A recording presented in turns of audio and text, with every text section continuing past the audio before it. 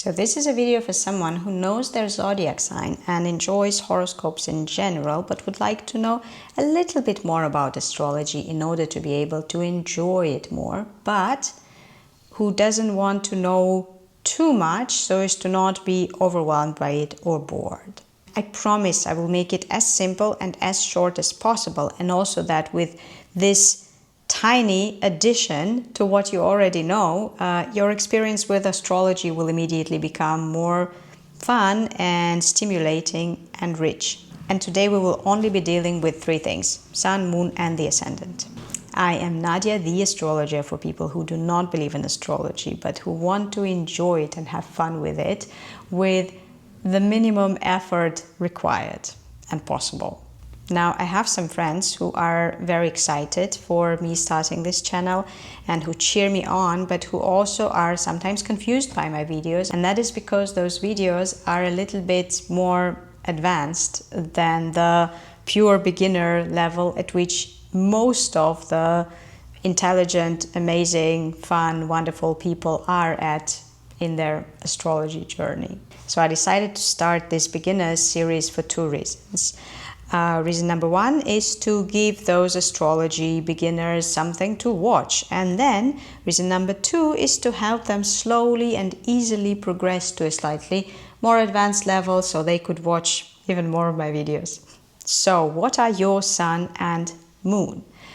Well, they are literally the Sun and the Moon, the way they were at the moment of your birth, as seen from the location of your birth. In case you haven't noticed, as the Earth spins and we observe the trajectories of Sun and Moon as they move against the sky, their trajectories are pretty similar. It's a bow that's lower in wintertime, higher in summertime, and it wouldn't come as a surprise to you that this above the horizon semicircle is connected to another semicircle that's under the Earth, so that together they form a circle.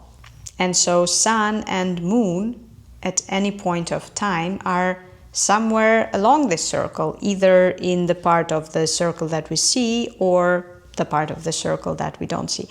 And the circle is the ecliptic, and this ecliptic is divided into 12 signs. And so when you were born, Sun was at some part of the ecliptic that belongs to one sign, and the Moon was at some other part of this ecliptic that belongs to a different sign, or the same sign also happens. And since our calendar is based on the movements of the Sun against the ecliptic, it's usually possible to say which sign Sun was going through as the person was born just by their birthday.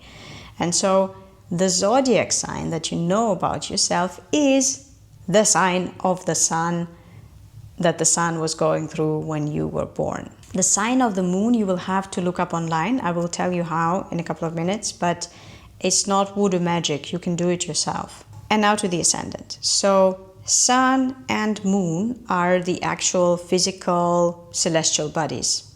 Ascendant is not. Now remember how I told you about the ecliptic and how it's divided into 12 signs, and now the Ascendant is the point of the ecliptic that was rising, appearing from below the horizon right when you were born. And since ecliptic is divided into 12 signs, this point inevitably falls into one of the signs, and then this sign is your rising sign or the sign of your Ascendant.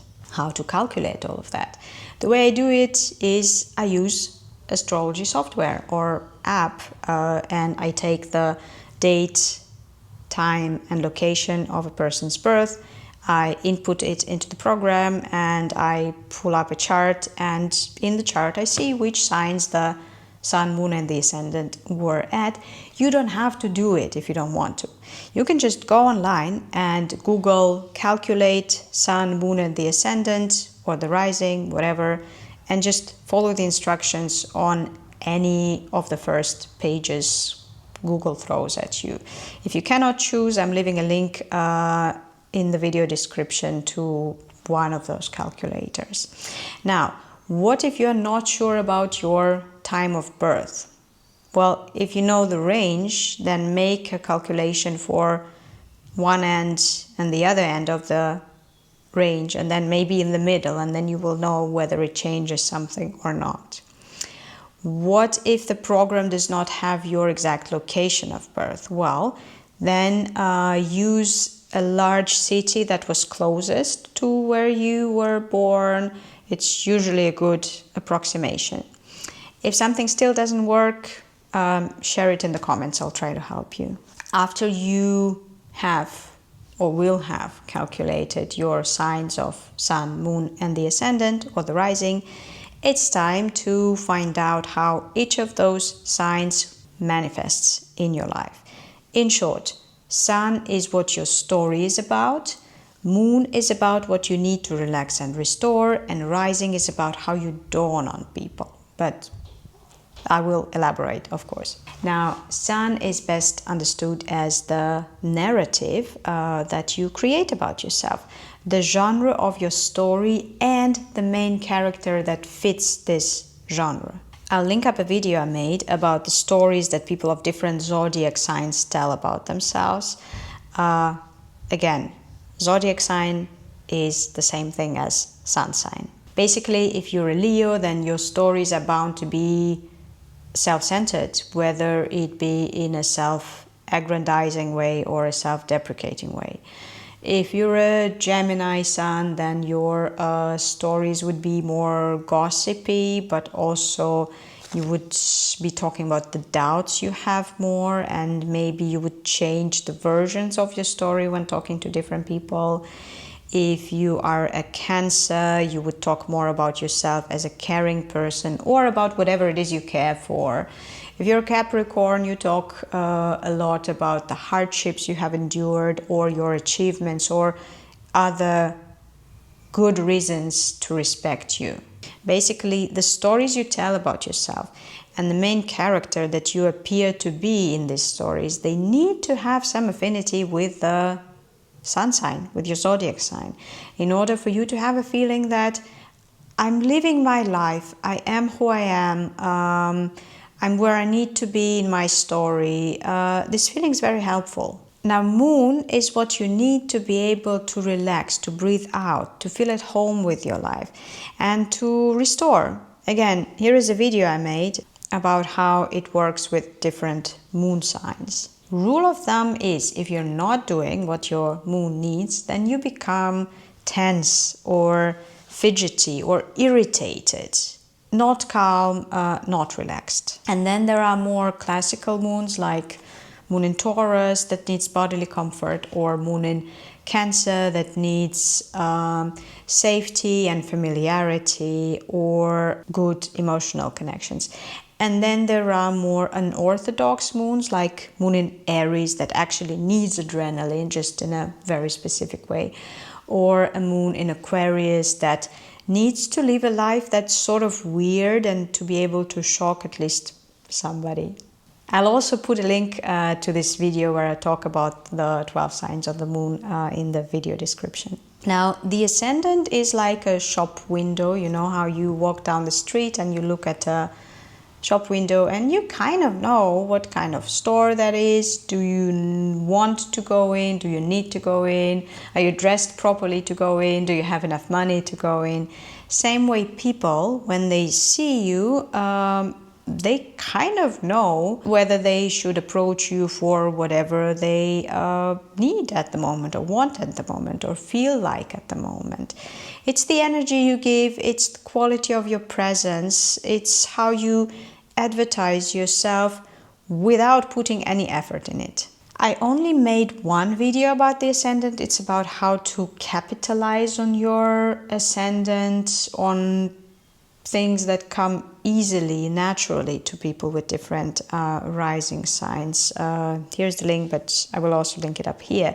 But the trick with the ascendant is to reflect on how people see you and to, on the one side, accept it and try to really capitalize on it. And on the other hand, to be able to correct it when it's inappropriate, when it's not the impression that you want to make on other people. And yes, more often than not, Sun, Moon, and the rising signs are 3 different signs. And if this is a new information for you about yourself, then it's a mind-expanding experience or an exercise to try to reframe your life through the lens of those 3 different signs, each with their values and priorities and quirks and blind spots. And even if eventually you realize that this way of looking at your life, at yourself, at your personality doesn't suit you, I still think it's a valuable exercise to at least try to look at yourself through those lenses. It's useful to let go of the rigidity we tend to have when it comes to our story and our personhood. It helps us to be more adaptable, less stuck. I would go even further and say that it's an amazing exercise to just imagine people with different suns, moons, and risings. And I would imagine it is especially useful for people like screenwriters or actors. Personally, I hugely benefited from imagining the lives of all of my clients. So if you have time, if you're curious, if you wonder whether you can do it, try picking one sign and then another sign and then another sign, and then imagining what the life of this person could be with this sun and this moon and this ascendant. So like, what could a woman's life be like if she sees herself as an outcast who is often more right about how things work than the group that she doesn't quite fit in with? That would be Sun in Aquarius. And what if this woman also knows or needs deep intimacy and intense emotions, and a partner who doesn't shy away from the darker parts of her psyche or their relationship? That would be Moon in Scorpio. And what if this same woman also comes off as an approachable person, a friendly person, someone who is very motivated to not only try to understand the opponent, but to also accommodate their needs? That would be rising ascendant in Libra, or any variation thereof. I think it's beneficial. And I really hope that my talk about the ecliptic didn't confuse you too much. If it did, just forget about it. Calculate the signs of your sun, moon, and rising, and try to see whether the sun sign says something about the stories you tell about yourself, whether the moon sign tells you something about what you need to feel at home in your own life, whether the rising sign tells you something about how you dawn on people, what impression you make on them without even trying. And if you want to have fun with it, then read about those signs a little bit more and try to come up with ideas of how it could be combined in the life of just one person, and share the results or questions in the comments. I'll make another beginner video in a couple of weeks, so that would give you plenty of time to experiment and have fun with it, and see you in the next videos.